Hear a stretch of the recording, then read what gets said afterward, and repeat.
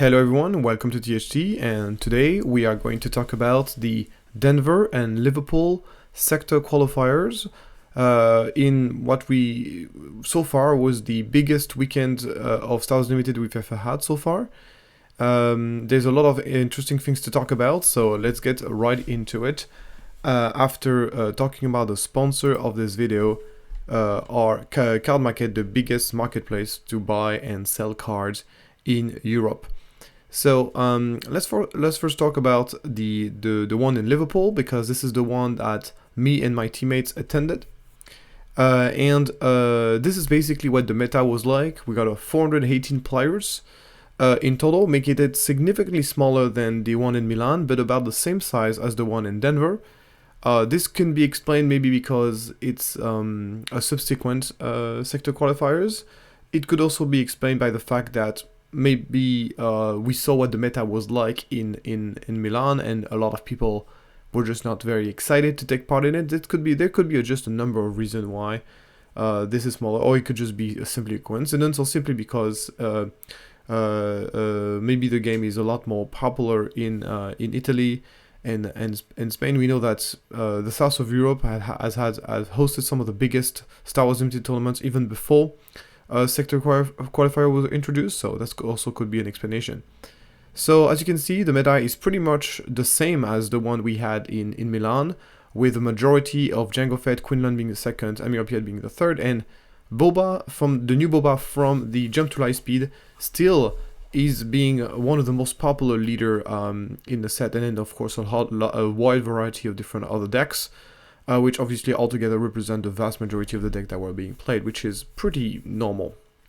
So something to keep in mind, of course, whenever you are seeing something like this is, if you compare the meta compared to what it was in Milan, it's pretty much the same thing. It's just that basically we're seeing Jango seeing a bit less play. All the top decks basically represent a bit less play, and then the other decks represent a bigger portion. And I think one of the reasons is because most people, contrary to popular belief, to what a lot of people have been saying, is that people don't necessarily want to play the best decks. And the reason why they don't want to do this is because the best decks are the best deck indeed, but they also are the most targeted deck. So playing the best deck whenever in an unprepared environment is very, very good. But preparing the best deck in an environment that is extremely hostile to this deck is not something that a lot of people are willing to do, and rightfully so, especially if you're not an expert or not you don't know how to play this very good deck. Basically, playing that very good deck in this environment is basically a recipe for disaster, because your opponents are going to know this matchup extremely well. They're going to be extremely well prepared against Jango. However, you, in such a short period of time, it's very unlikely that you're going to be able to learn every single matchup you need to learn as well as your opponent. So you're basically behind in knowledge of the matchup in almost every single matchup, which is very, very bad. And you also have to learn the Jango Mirror, which is one of the most difficult matchup I've ever had the experience to play on Star Wars Unlimited. So all those factors means that you are actually much better off playing kind of what you are good at, instead of just picking up the best deck. And even though your chance of success are small, because you're gonna have to fight against people who are basically expert in Jango, you still have probably better chances than if you had to pick up Jango yourself. So the idea that you should be picking up the base deck is not necessarily true. It depends on how much time you have to train. It depends on the level of expectations. How much is this, how polarizing is this leader and all that. So there's a lot of other factors that comes into play. So the meta is pretty much what we were expecting. No big surprise, but a lot of people just decided to not pick up Jango. There's of course the other mechanic that you get a showcase of the leaders that you, if you manage to make top 64, you will get a showcase of the leaders that you managed to win with. And that's another really great incentive to be playing maybe leaders that are not necessarily super popular. And those, I think, are very positive mechanics for the game. So let's take a closer look at what actually performed in this tournament here. So I'm currently on swmeta.net, which is a website I didn't know about until today, and they've did a really great job at showing off all the results from the tournament. So big thank you to whoever did that, and that's really a great thing. So as you can see here, we are looking at the top 8. We only have 3 top Jango in the top 8, which is not as much as many people were expecting, especially after the massive landslides that we had in Milan. Personally, I'm not surprised by this result, and I said it before, both on videos and in comments, that I was not expecting Milan to be. I'm not expecting Denver or Liverpool to be as big of a landslide that it was in Milan, and the reason is very simple. The meta is a lot more prepared for the Jango than when it was Milan. So obviously in Milan, people were already very prepared for Jango, but even more so in those 2 tournaments, and as a result, we saw a lot of emerging lists coming out of it. Another factor as well is that because now there's the confirmation that Jango is indeed the most popular deck and the deck you're gonna have to play against the most, there's an emphasis on trying to win the mirror match for the Jango players, and having to make the deck better in the mirror match most likely will force you to make the deck worse against everything else. And I will highlight this as we get into those lists. So I'll get more into the stats later on, but basically as you can see here, this is just there's just a lot of Jangos. We got a Quinlan in there. Obviously Quinlan, it was already surprising to not see a Quinlan in top 8 in Milan, considering that Quinlan was the second most played deck. So now this time there's a Quinlan in top 8. There's a Han Blue in top 8 as well. Han, of course, still very good leaders. And a leader that did not do very well in Milan, but I think has done a lot better in both Denver and Liverpool, is Gar Saxon, which is, if you want to play an aggressive deck that is not Jango, in my opinion, Gar Saxon was the best option, and I'm happy to see this being confirmed here. I think Gar Saxon is, I'm not saying that the leader is, the deck is amazing, but if you want to play an aggro deck and you want to have a decent matchup against Jango, Gar Saxon is in my opinion the way to go. And then we got Anakin Skywalker's. Something that I realized after making my video about Milan is whenever we saw people like pulling very detailed stats of the different matchups, which are recorded on Melee, but unfortunately not really properly like presented. You realize that Anakin had a 77% win rate, I think 76% win rate against Jango in Milan. So Anakin actually had, this is a sample size of 22 games, so obviously that's not a big sample size, but you could see that Anakin was doing pretty well against Jango, as well as being just a deck that is just generally powerful. It's a deck that was already pretty decent in set 3, and obviously with Colossus, the deck has become significantly better, and there's also been a couple of innovations that have made the deck significantly better. And so Anakin has been doing pretty well across the tournament, and it's nice to see Anakin's being on top 8. And then we are seeing, of course, the Bossk Blue, which is the winner of the tournament, a hard control list that is almost entirely designed to destroy Jango, and does a very good job at this. We get into the details of those lists right now. So first of all, we're going to start with Conway and his okay, just before we get into the list, I just want to give a special shout out to the top 8 of this list.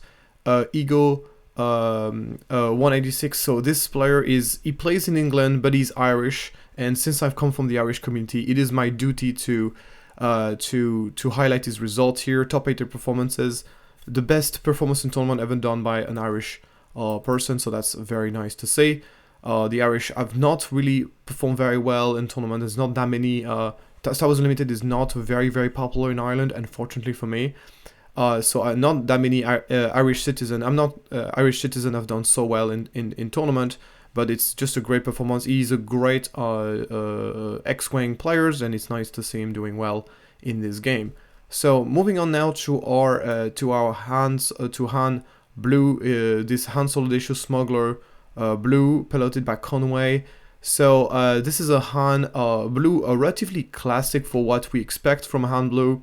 We'll see, of course, the classic mid-range approach here with with C-3PO, the DJ tech combo. And this one, and of course the look, one of the main incentives to be playing Han Blue is to be able to play tech, to be able to play Luke, which is the best 7-drop accessible of heroism. And then we also played the Village Protector, and some more of course defensive approach with some very very good Sentinels, and the Redemption, which is very good against Jango, for example. Also has the Rival's Fall, which is a good way to guarantee the kill on Jango, so then you can use the Rival's Fall and then make sure that your opponent cannot exhaust anything on your side, and that can be very very good. And the fact that you can play this Rival's Fall 1 turn earlier using Han Solo can also be very beneficial as well. So really like Rival's Fall in the meta at the moment, and then some anti-Jango sideboard cards and some variety of different things. He's even playing the Ohm one in. Oh, this is the Ohm one, the green one. Hey, interesting. I don't know why that's the case. Yeah, I don't know why he's playing the Ohm one green. Anyway, and there's some out of aspect 4th, which is kind of cool. I mean, he's playing 4th out of aspect for the story is not necessarily a bad idea. He's playing a lot of heroism cards. So something to say about this list. I don't necessarily think that this list is super duper amazing. Like, I'm not super impressed by it. And it's hard to draw any conclusion from his result because, as you can see, he has not faced. I think he's faced only 2 Jango in total. So one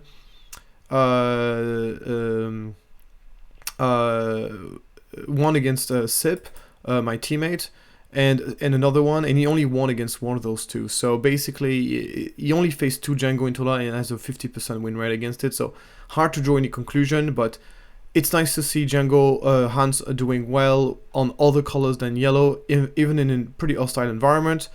I don't think this deck is very good against Jango, but it's a solid deck nonetheless, and it's a great performance, top 8 here with this deck. Very well done. So moving on, we have the list of Tristan, a guy that I have the chance to meet in during the event. Very nice guy. He was running this Gar Saxon list, so I wanted to highlight this a little bit. This list is honestly pretty classic for you would expect. I think Gar Saxon got a lot of help in this new meta. Of course, Director Krennic is an amazing boost for the deck. It's not only is a very aggressive 2-drop, it's also a way you can get some pretty insane opening where you can combine this with a Greedo, play it alongside Greedo, and you can even play a turn 2 Shuttle ST-49. I myself lost to a Gar Saxon who opened up Kratis Smuggler, my opponent opened up Krennic, and then turn 2 Shuttle ST-149 steals my shields, and very difficult to recover from that for a Jango deck. He's also playing Asteroid Sanctuary. So Asteroid Sanctuary is really cool because it's a counter to triple Dark Raid as well as a counter of sneak attack, and at the same time gives a shield to a unit which is very strong against Jango, prevents him from being tapped. Having multiple shields against Jango is very strong because Jango will do a good job at removing those shields with the IG-2000 and the Juggernauts, but obviously then being able to put them back on is just very strong. One of the things that's very awkward with Asteroid Sanctuary is that you need to have a unit that costs 3 or less in play to actually be able to use it, but in this deck you played so many of those cards, it's actually not that difficult.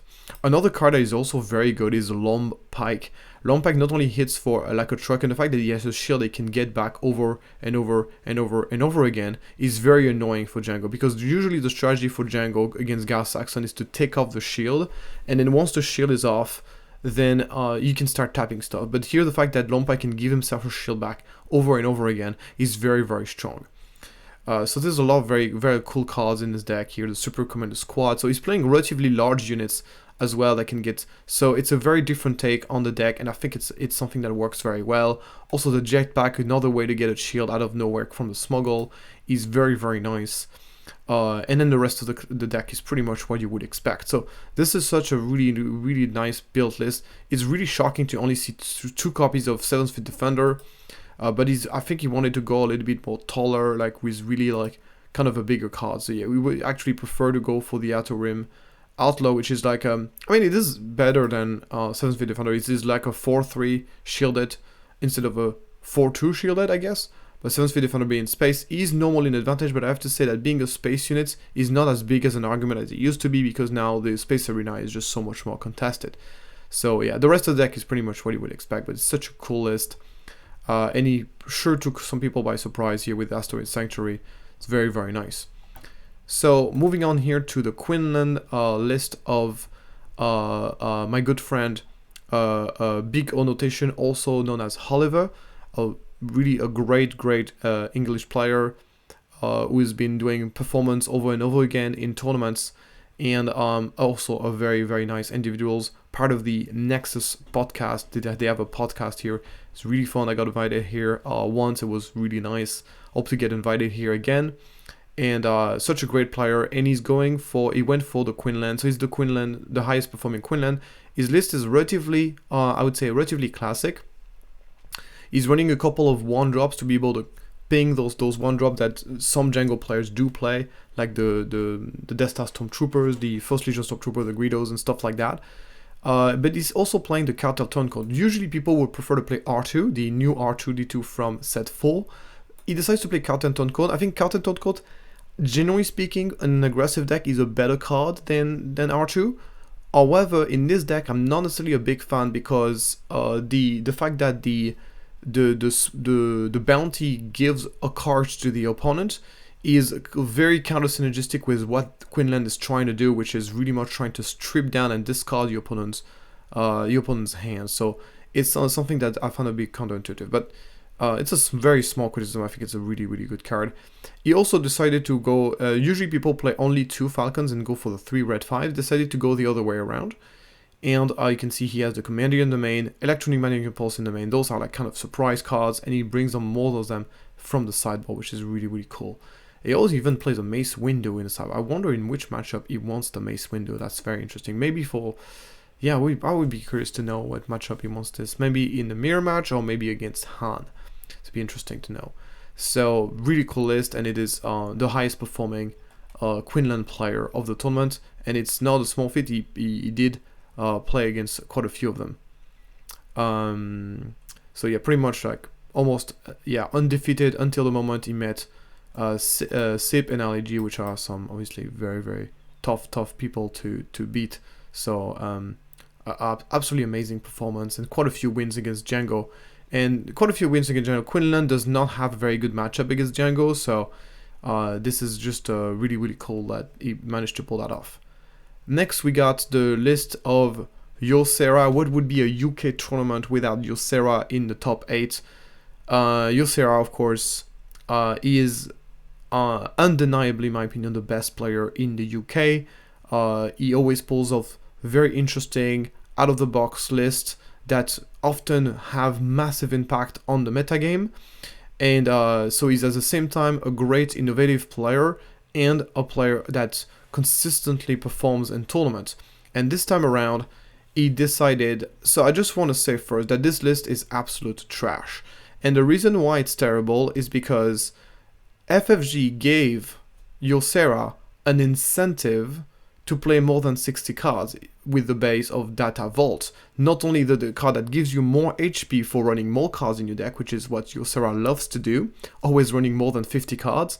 And not only that, it's also a green base, which we know is the favorite color that he likes to play, that he loves to play, those Boba Green, those Palpatine and stuff like that, and even Han Green in set 1.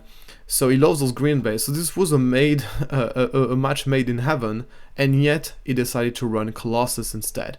So obviously I'm joking, this list is amazing, and I'll explain you why. So it is known that Anakin Colossus was indeed a very a list that a lot of people had their eye on, including myself. I even made a video about it. But there's a couple of things in this list that are extremely innovative that completely change the dynamic of the deck.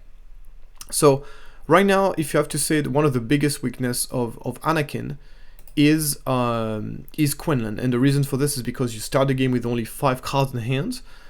So it's obviously very bad. Quinlan can just strip you down with all of your cards, and you really cannot really do much about it. And there is a fix for that, and this fix is called Stella Guerrera. So Stella Guerrera so far was run as a card that people would be running as a sideboard card against hard control and against control decks in general. And generally speaking, especially in the aggressive meta that we are in, it would be crazy to think that you would want Stella Guerrera in your main deck. But Yosera says, no guys, you guys are wrong. Stella Guerrera is amazing because we're running 35 HP, and also because we have a leader that benefits from the base being damaged. And Stella Guerrera is the ultimate answer to basically Stella is the ultimate answer to our lack of card advantage against Quinlan. I think this card single-handedly fixes the Quinlan matchup because it makes sure you always have a substantial amount of cards in hand. This card is effectively a 3-for-1, as well as giving you a body that's just really, really amazing. So Stella Guerrero, I think the thing that's, I don't know if he's the only one who saw that, but something that Yosera has seen and many other Anakin Blue have not seen, including myself, is that Stella Guerrera is an absolute, not only is it a card that is worthy to play in the main deck, it is a cornerstone of the deck. It is what the deck should be played around. And also because she's not only a tool for card advantage, she's also a card selection tool, because almost all of our events are tactics. So takedown is a tactics, rival fall is a tactic, direct hit is a tactic, covering the wings is a tactic, shoot down is a tactic, fail the dragon's tactic, daring raid is a tactic. We got 16 tactics in the deck. So not only are you always hitting with Stella Guerrera, you have a great selection of different removals that are situational, but depending on which matchup you're going to want, you're going to be able to select which one you want. And this is what makes Stella Guerrera so amazing, is like she's not only card advantage, she's also going to be card selection. So we're going to go through a couple of those events. We got obviously Daring Raid, extremely efficient removal that can be and Daring Raid is great, but it's situational, right? You need to find the right matchup for it. Fail the Dragon is the same, it's a great card, but you need to find the right matchup for it. And then get Direct Hit is a great card again, but only works against vehicle. But once again, the fact that you have that selection coming from Stella is just amazing. And you've got Rival's Fall, which is a great way to kill Jango, so you can deploy your Anakin and swing without the fear of Anakin being tapped down. And you got Covering the Wings, which is a great way to put a shield on your Anakin to guarantee him to be able to attack, as well as putting a 2/2 on as well. And then we got a Shoot Down, which is a great removal for the early stage of the game. Like, everything just makes perfect sense, and it just makes the deck really, really, really good. And it really makes up for some of the big weaknesses that the archetype had. The rest of the deck is pretty much what you would expect. You got the Rex Squadron X-Wing, which is an amazing card when you're running Colossus because it draws you cards. You got a Concordat Inceptor to protect you. We got 3 copies of Redemption, which is still, of course, an amazing card whenever you are in a very aggro-centric meta. So it's just a really, really well-made list, and I really love it. It's really, really great. Still running the 52 cards. It doesn't trigger me. My opinion, of course, on this has not changed. I still think you should be running 50 cards in the deck. With that being said, I think among all the decks that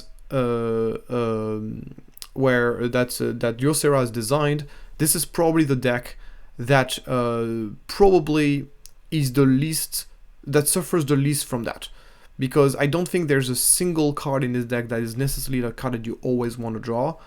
You could make an argument for Luke and Stella Guerrera, but I still think that among the decks that is built, it's probably one that suffers the least from that. So, but once again, only 2 extra cards is not really making a significant difference. Then the sideboard, we got a Sham Syndulla, which is a great upgrade for the deck. It's a great deck, and I think it's a deck that is also has the potential to be very, very strong, even after the ban of Jango, if that happens. So really, really such a, once again, amazing performance here.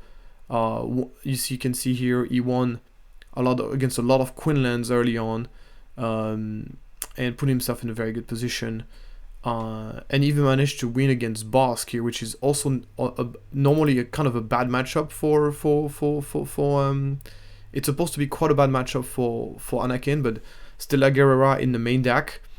It's just a big deal, and even playing some restock here is just some restock. That's very interesting. And the 2 Great Dragons, so it has a real plan against control here, as you can see. even in those in this very aggro meta, still respecting the control matchup and having the properly sideball cards, that probably was very useful for him as well. Next we got the player who went into the final.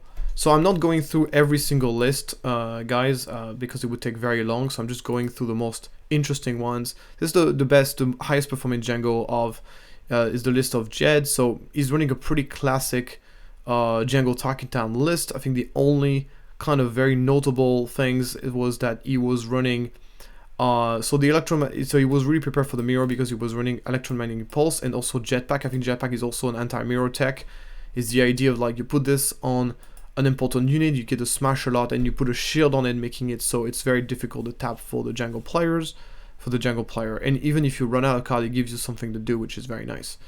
And he was also playing 2 copies of the Count Dooku, which is a card that I was not expecting to see in the final of one of the biggest tournaments of Star Wars Unlimited, because it's a card that is very much being ignored. And I wonder how well it performed for him, but I think this is a card that is meant to be for the mirror match. Gives you a way to kind of, for very cheap, to put a very big threat on the board and kill enemy units and really take your opponent by surprise. And sometimes it's this matchup where every action matters and it's a very action efficient kind of game. And sometimes sacrificing multiple smaller bodies to regroup it into one large body is, in being a lot very action efficient that way, is very, very good. So it's a very interesting thing. I wonder how it performed for him. Another thing about Jed is that he didn't give up on the trying to be prepared for the control matchup. He had the Sham Syndulla, he had the Locking Typhon, the Planetary Bombardment, even some Bazine, and yet that was not enough for him to win the final against his opponent. So we'll get into more like this. I mean, we'll get into more right now because this is a list of Ali G running Bosk, and for the second time in a row, Bosk is indeed going to take out the tournament. So last time was with my Bosk with Birmingham. This time it's going to be Ali G taking on Liverpool. And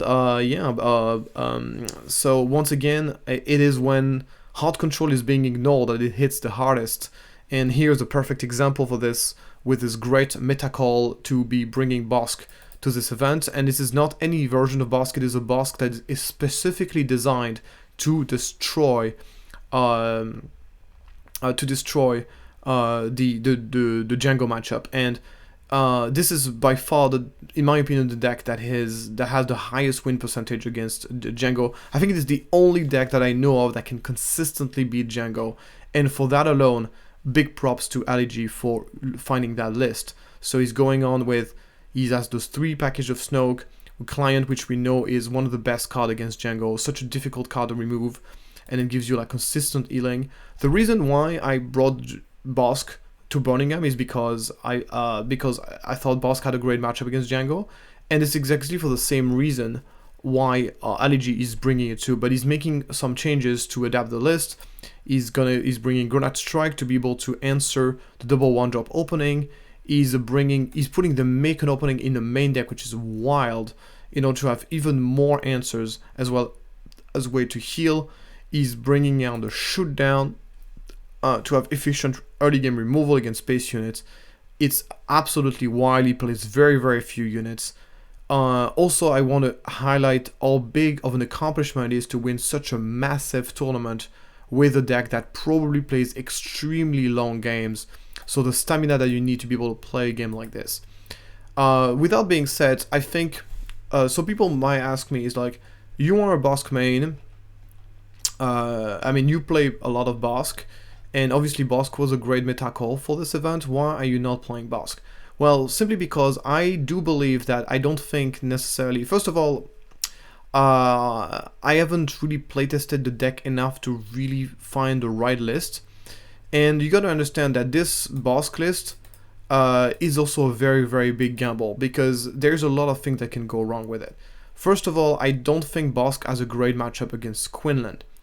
And Quinlan is one of the most played deck in the game. So you see, Ali G here did meet a couple of Quinlan, but that was very early on. He actually lost his first Quinlan game. So and then he won a game versus Big Annotation. I would have loved to see that game, because I think Quinlan has a great matchup into it. So he did very well So it is something that, yeah, it does not have a good, but he hasn't played against a single Sabine, he hasn't played against a single Han, which obviously was the great call for this tournament, but it's also very risky because his box deck is not prepared for the Sabine matchup. It's very, very, very poorly optimized for the Sabine matchup. Because you can see he does not play any Charleston, he plays the Charleston in the sideboard, and he's played so many red cards. The Charleston are not nearly as good as they are in my original version of the deck. So it is something that, so you had to make some significant sacrifice in order to build this deck the way it was built. Also, he's not prepared for the Heart Control Mirror, as he doesn't run any bound into crew in the main. So I think his deck is very well built to build Jango, but obviously having to focus so much of your deck to build a specific deck and making yourself vulnerable against so many other archetypes. I also think that this deck is very weak to Boba, to the Boba, which saw a significant amount of play.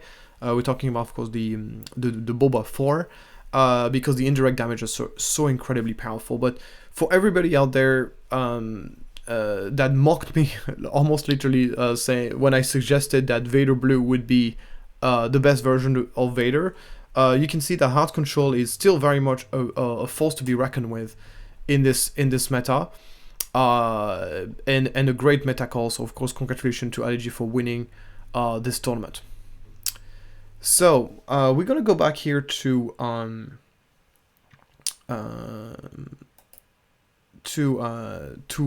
my slides here, and I just want to emphasize here the number of Jango that we had throughout the tournament. So we had overall in the entire meta, we got 18.2% of Jango players in the tournament, which is not that many. It's actually I think it's 8% less than in Milan, which is significantly less. As I said earlier in this video, I think that people just simply do not want to be playing a deck that is so much in the spotlight, so targeted by absolutely everybody. And I think for a lot of people, this is a very, very good thinking. And I think it's because if you're not an expert into Jango and you're going to be running all those matchups you're not an expert in, that's not a good thing. But now what is very interesting is to see the progression of this archetype throughout the tournaments. And as you can see here, if we go in the top 64, we go from 18% to 33% of the meta. Massive, massive percentage progression here between the overall and the top 64, proving once again that Jango is an insanely powerful deck.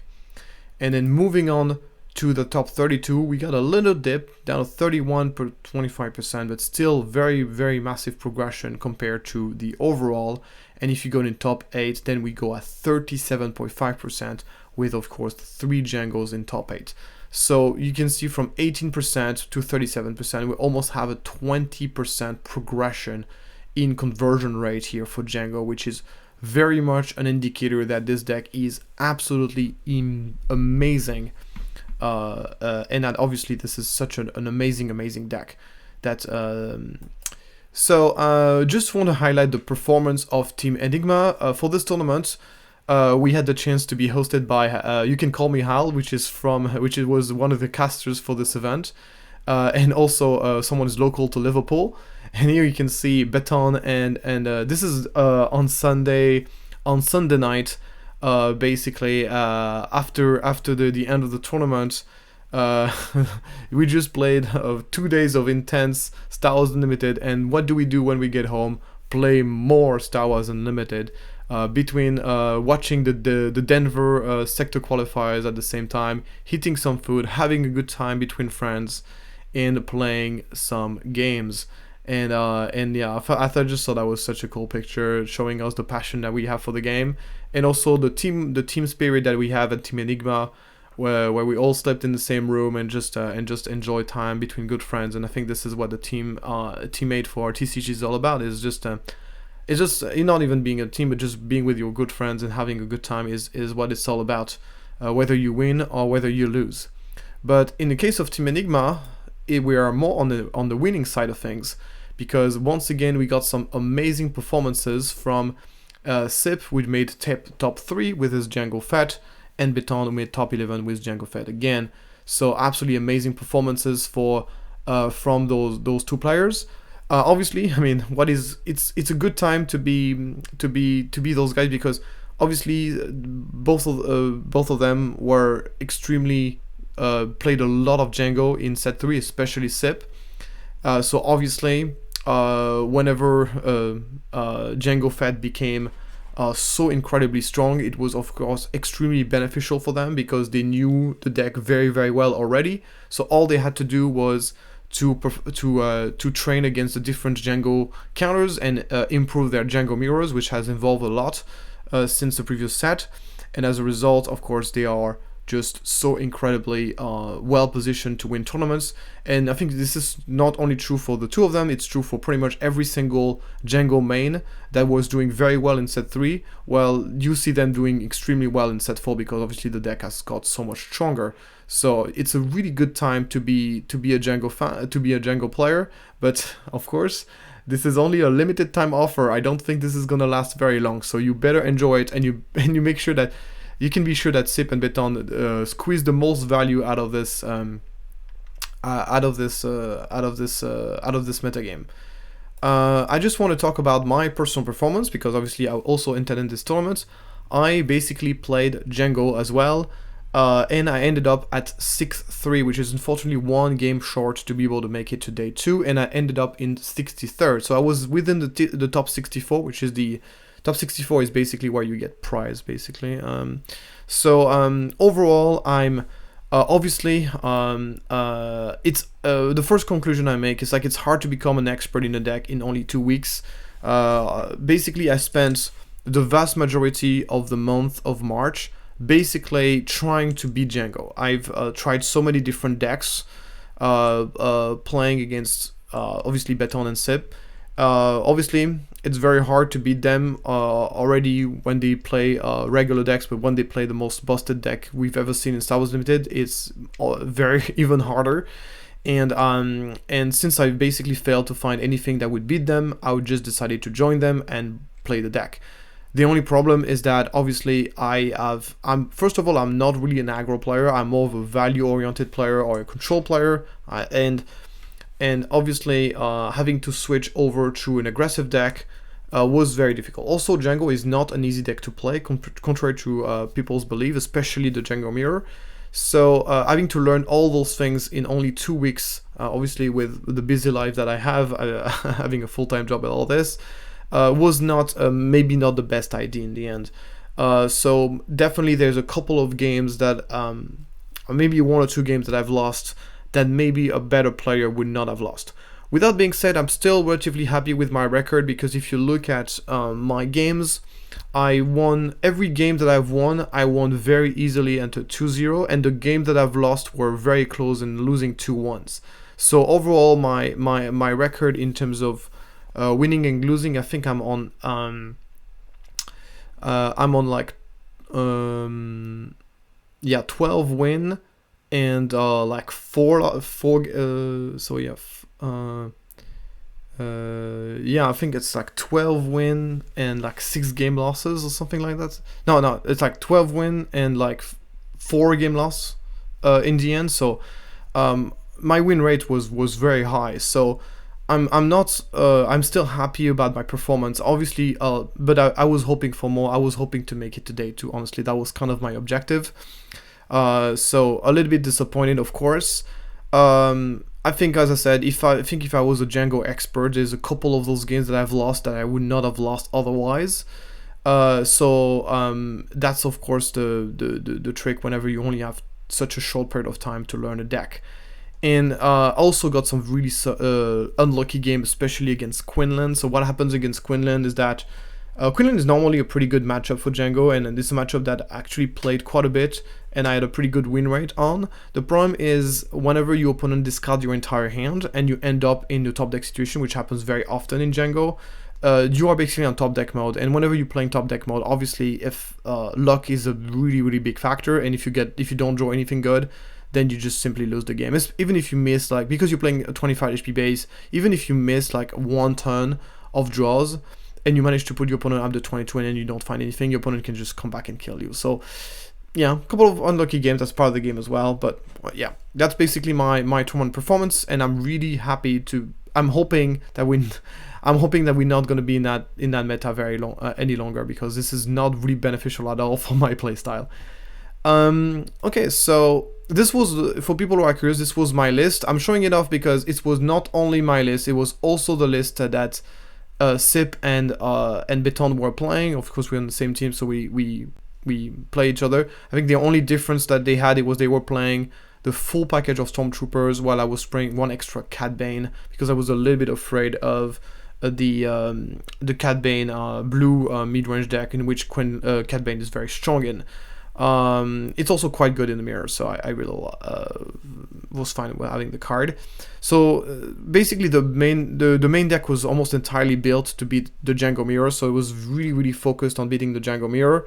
And then we realized that the one drops that were extremely good in every matchup where they were not very prepared for it, and the mirror match. So excepted the mirror match. So basically what we would do is, like, we would side in the Stormtroopers and the First Legion in every matchup where we knew this were changing the tide extremely heavily. And so this was a good strategy against many decks. The only problem was that it took a lot of space in the sideboard, and this means that we had to give up a couple of things to make it happen. And some of those things were the hard control, the card that we normally use in hard control, not only planetary bombardment. So there was a bit of sacrifice we had to make in this. Yeah, so that's basically the list I was running. Yeah, this, I confirm that this deck is completely busted and completely ridiculous. And yeah, the only reason why I didn't do better is because I simply was not. I made a couple of misplay. And luck, of course, still a factor. Yeah, so moving on now to my overall experience, because this was my personal first sector qualifier. And I have to say, of course, as usual, great organization from the OPE team. They just do such a fantastic job with everything they do, and I think they chose their tournaments are just consistently extremely well organized. The second one is that the participation promos, I think, look absolutely fantastic. Those Obi-Wan promo cards, they look much better in real life than they do on screen. So I was very happy with this, and I hope that they're gonna generalize this kind of frame for other cards, including some of the weekly pack cards. You know, I don't like the frames of the regular promos that we get in the weekly packs and stuff, and I would love to have that kind of frame instead. So a couple of criticism. One of them is that the sides events are way too expensive, especially when you compare to the side events that we had from OPE in Birmingham or in Manchester or previous tournaments, where they were very generous with the price, what we were getting for what we were paying. Here it was completely the other way around. You would pay tremendous money to get into any side events, and you are not really getting much for your money, in my opinion. So much so that I was actually with friends, and we were kind of thinking about getting into a draft, and then we saw the price of the draft was at £25 to take part in the draft, and the price for winning were very, very small. And we just say, well, we might as we just decided to pay £15 for picking up 3 boosters from the vendor for £15, and then drafting instead for £10 less. Which and £15 for a draft is not cheap either, by the way. It's already a very expensive price for a draft. But here, the fact that the price were just ridiculous, in my opinion. So yeah, I know it's not OP's fault. It was kind of like set by FFG, the price wall and all that stuff. So I hope they will make those adjustments, because this is not a good. In my opinion, specifically important, by the way, whenever the meta is not very good. The sector qualifiers are just like the Grand Prix used to be in Magic. They are supposed to be more than just a big tournament. They're supposed to be like a kind of a festival celebrating Star Wars Unlimited in different ways. And unfortunately, Liverpool and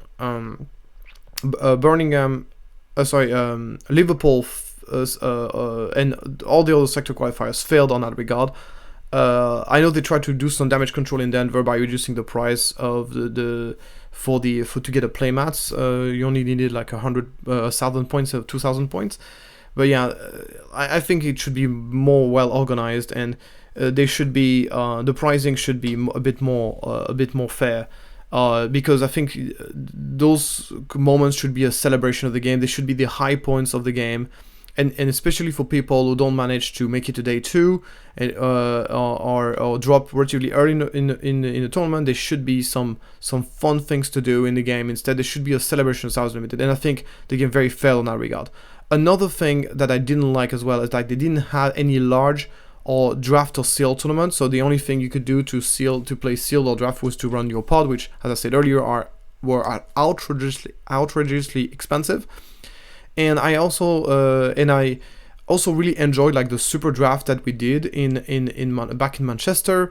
I really wish there were like some limited tournaments, and I think side events of event like this is a great way to do that. So I was very disappointed that they didn't bring that up again. And then finally, a little notion is like no drama.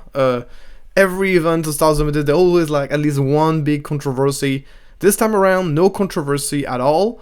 So pretty nice. At least no large controversy. So yeah, worth noticing.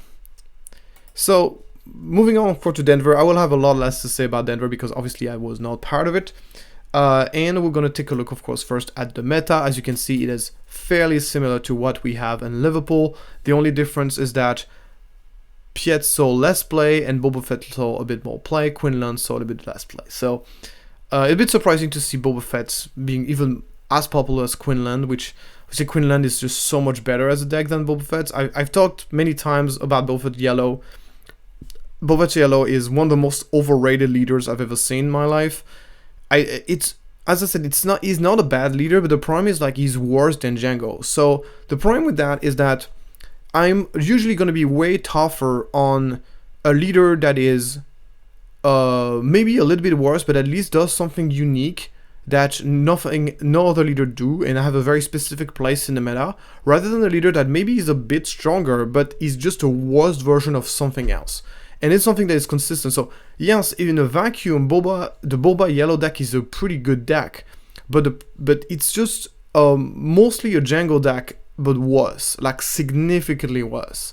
So I really don't understand how this deck is that popular and how many people just think it's just a great deck. And we've seen this in Milan, we've seen this in Liverpool, and now we're seeing this was in Denver. It's not performing. It has the most horrendous conversion rate ever, and it's very, very consistent across 3 events. So I'm sorry for all the Boba fan out there. I don't think this deck is very good. It's not a bad deck in a vacuum, but it's just worse than Jango. So maybe if Jango gets banned, we'll talk about it again. But for now, I don't think it's a really good deck, and I think it's showing over and over again.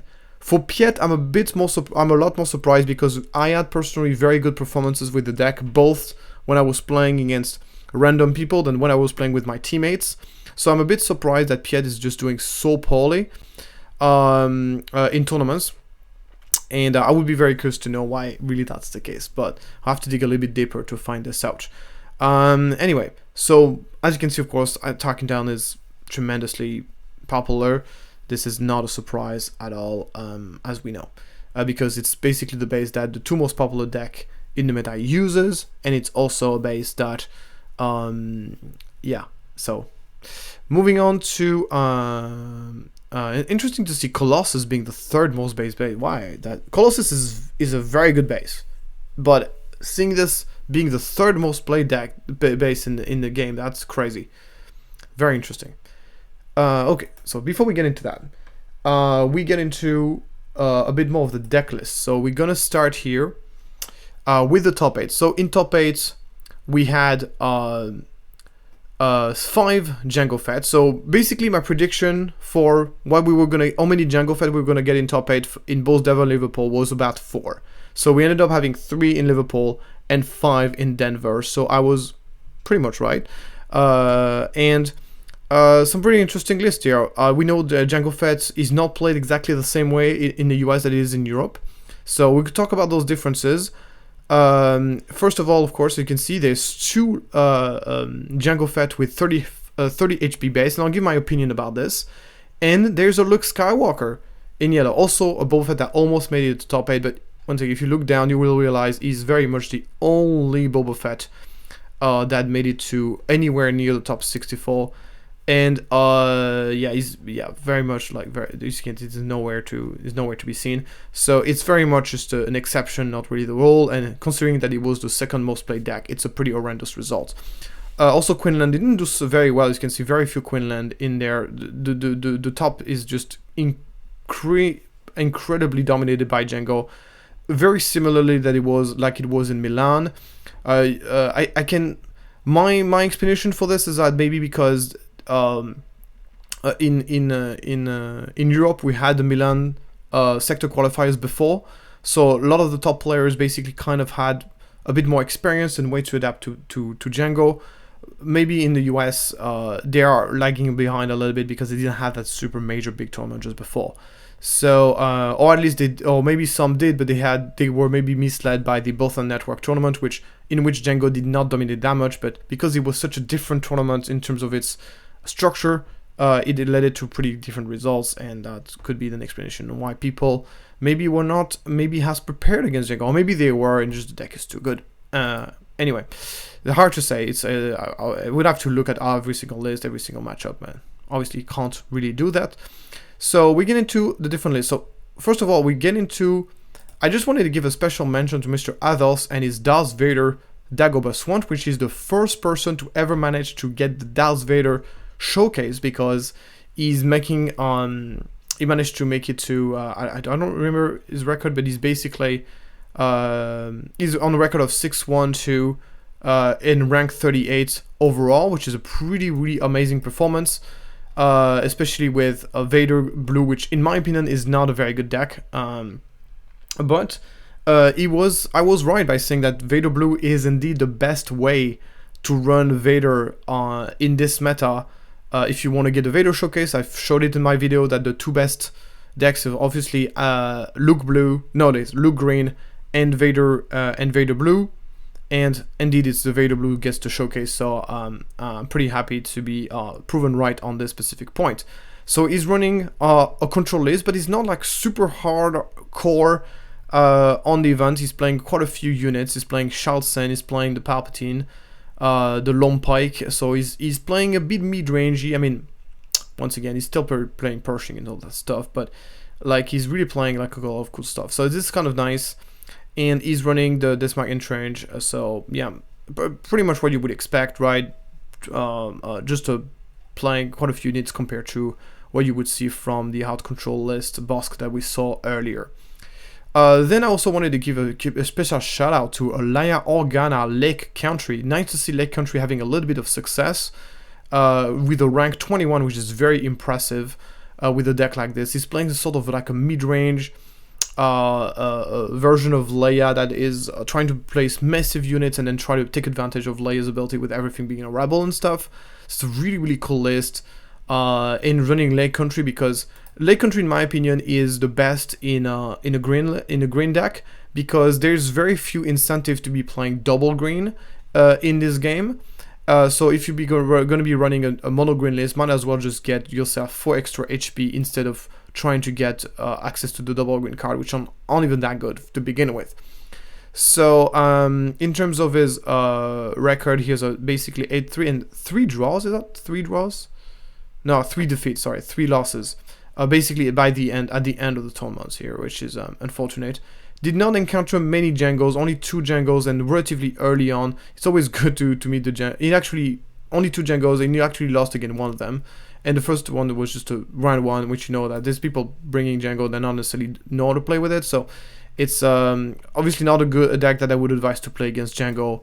But well, if you're able to dodge a Jango, you can give yourself a pretty good result. So that's congratulations to Eve Lunch for his performance, for his or her performance. Sorry. Then we got the so that's the Boba list here. The Boba list that did top 9. So I just want to take a look at it. It's pretty much what you would expect here in terms of you got the Fett Fire Spray. So it's basically just like the the indirect damage. I find the leader to be very weak, as you know, but he has some really amazing support cards. As I said, for the Fett Fire Spray is one of them. He's not running the regular Fett Fire Spray because it's not really what the deck is trying to do, even though it is a card that you can definitely justify in there. So it's really very much focused on the indirect damage, and I'm really nice to see indirect damage seeing some competitive success, as it's really, in my opinion, a very successful and cool mechanic from the new set. Also seeing the Darth Vader also seeing play, which is cool. Awesome. So that was the Boba Fett that made top 9. I just want to take a look, of course, at the Luke Green, who made top 8 here. So pretty classic Luke Green list, running Data Vault. So he's playing Sabine Masterpiece, which I find surprising. Sabine Masterpiece, I'm already not a massive fan of the card, but especially in a deck that doesn't run ECL, the card is even worse. But you gotta feel whenever you got a 60 card deck, you gotta put a lot of cards that maybe not at the best. He's already playing the 3 blue leaders, so if you want a more base presence. But really awesome to see such a fair mid-range deck seeing play, playing the Alliance Dispatcher, but Data Vault gives you lower chances to find a Dispatcher. So there's that too. If you look at this matchup here, so he played against a Jango that he lost against, and then he didn't play against any Jango after that. So he basically lost against every single Jango he played against. No. Okay, never mind. No, he lost against... It's hard to see with this thing. He lost against a Yoda. Interesting. 903. Then he lost against Denya, which we don't even know. Okay, it was a bit weird. It's hard to see. Anyway, well done by him. Luke Green is a pretty legit deck, generally speaking. And obviously the fact that you get such a big reward for winning with Luke means that more people brought Luke, of course, proportionally to how good the deck is, and that leads basically to the deck making performances. So that's obviously it's a bit of an artificial performance, because obviously I don't think there would be nearly as many people playing Luke if you didn't have such a rewards. But it is nevertheless, it proves that it's possible to do very well with Luke. This kind of tournaments. Then we had the Han Yellow list, but this Han Yellow was very interesting, very different from your traditional Han Yellow. There's no 7-drop in this list, so not really trying to abuse the double resource Han into 7, which is something that honestly makes sense, because in this meta it's just impossible to have Han being able to attack the turn it gets deployed, because it just gets tapped every single time. And at least threatening that without actually having the card is actually pretty cool. And he was playing the Han at the moment. He was playing the full package of Millennium Falcon, kind of a more lower to a ground approach, more aggressive compared to your traditional Han Yellow list. Han Yellow is still very much a very strong deck. The only reason why it's seeing a little bit less play, a lot less play in this set 4 is because it does so poorly against Jango, but obviously it's still a very good deck, and still sees a significant number of play by very, very good players, so it obviously does okay in this meta. And yeah, as you can see, he lost to another Han Solo Yellow, actually interesting, and then he lost to Jango Fett, no surprise. And when you can look, he won against a lot of Jango Fett early on, including a very good Jango Fett, which is John Tara here, so that is definitely very nice. So maybe his version of the deck is a bit better against Jango. Maybe he has a bit more of a good time. So moving on next to the list of Daniel, which is the person who won the tournament, and he brought with himself a 30 HP base. And this is time to give a bit my opinion of what I think about 30 HP on Jango with 30 HP. And my opinion about it is that I think that if you're going to be playing the mirror match, it's very hard to say if 30 HP base is better than 25, because it really depends on so many factors.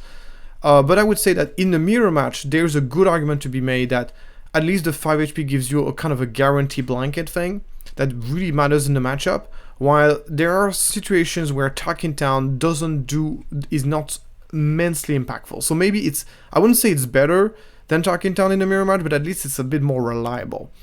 Other than this, my opinion is pretty straightforward. I think that in almost all the other matchups, 25 HP Talking Town is better than 30 HP base, in my opinion. And the notable exception is Gar Saxon. If you're playing as Gar Saxon, you would much rather have the 30 HP base. It's very, very difficult to make use of Talking Town in this matchup, and the 5 extra HP you get matters immensely. So that's basically my opinion. For the rest of the deck, it is pretty much what you would expect in the list here. Is basically playing the 2-drop. It's running the double Radiant 7 in the main deck, which is a card that I don't hate. I think it's a card that can be very good sometimes. Then he's running some Open Fire, Full Stroke, No Good to Me. They're definitely like the American approach of the Jango deck is very different from the one of the European. The Europeans are really much more aggressive. The Americans have been kind of building their deck a lot more defensive. It's definitely a bit more of a control approach, which makes it for kind of more mid-range deck. You're running the Radiant 7, you run more top end with the Radiant 7, and you run more removal to kind of slow down the game. Which of those two approaches better is very hard to say, because I don't think those two approaches have been confronted to one another very often. So I wouldn't be able to say which one is the best, but it is definitely a different approach that they have on the deck. But obviously it's still shared. 90% of the cards are pretty much just the same, so they're still very much insanely powerful decks. So here we see here the different matchup that Daniel has played, and he's almost undefeated to the point where he gets to a win against he loses the mirror match here on round 9, and he gets an intentional draw into the end, and yeah, only one defeat in the entire tournament, which is very, very impressive indeed. Yeah, so that's basically it. So we're just gonna go back to the slide, and and just want to show you the progression of Jango throughout this tournament. Started the tournament at 19.1%, just slightly more than what we had in Liverpool, and then goes to 39% in 64, 20% more right off the gate in 64, and it keeps increasing in top 32 at 45%, and in top 8 62%. So you see, during the Boston Network tournament we had last week in the US, Jango did not do tremendously well, but here it's doing so insanely well. Like, this progression from 19% to 62% in the end is it's baffling, insane. It's insane in terms of progression. So here the results are very, very clear. Jango is the best deck by far, and I said it before and I say it again, the Jango Red is the best deck we've ever seen Star Wars Unlimited by a long shot.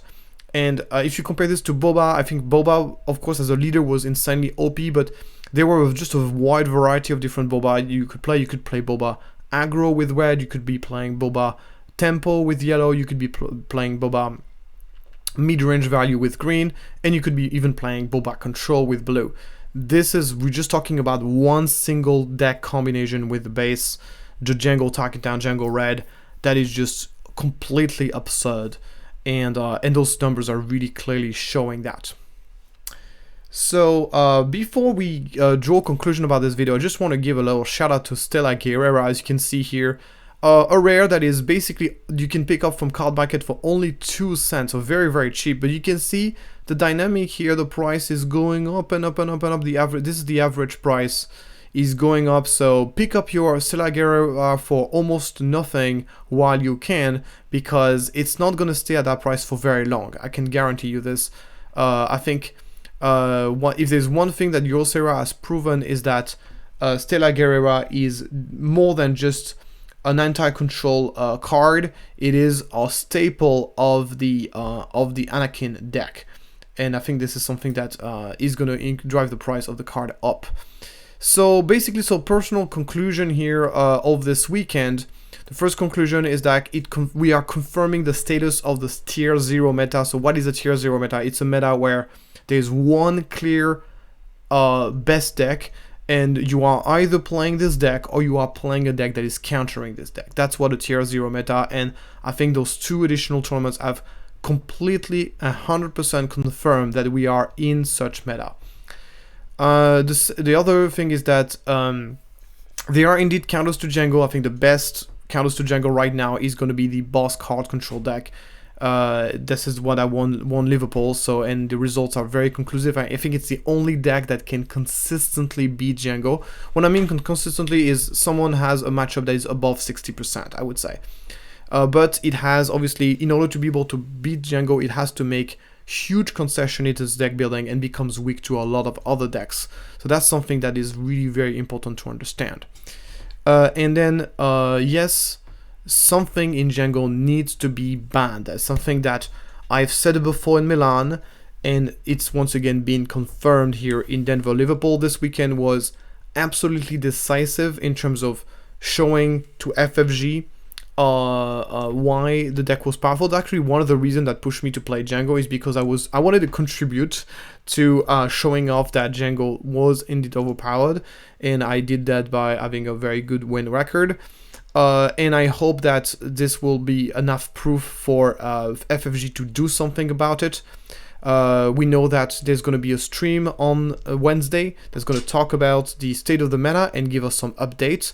So I very much expect something to be said at that moment. And I will talk a bit more in details about what I think about the Jango ban, what card should be banned within Jango, what other card then what other cards in the meta should be adjusted, what other deck deserve to be nerfed. I'll talk about all those topics in the next video that will be probably posting tomorrow. In the meantime, congratulations to everybody who's done a performance in this tournament, whatever that is, whatever you got your showcase or whatever you managed to make top 64 or even top 8 or top 16, or even just managed to have a positive win record, like anything that you're proud of. Congratulations, you rock. Thank you so much for everybody who attend those events. Those events are they are work in progress. They are going to get better over time, but in my opinion, they are the pinnacle of what it means to be a Star Wars Unlimited player, and they are open to absolutely everybody, which is amazing. So there's just so many cool things about Star Wars Unlimited that are happening right now, despite the bad meta, which I'm sure will be adjusted very soon. There are so many cool things. It's so cool to see so many people watching the stream as well. You can see that the game is super successful, and I couldn't be happier. So this is amazing. Thanks everybody who makes this hobby live, and I'll see you next time for another video.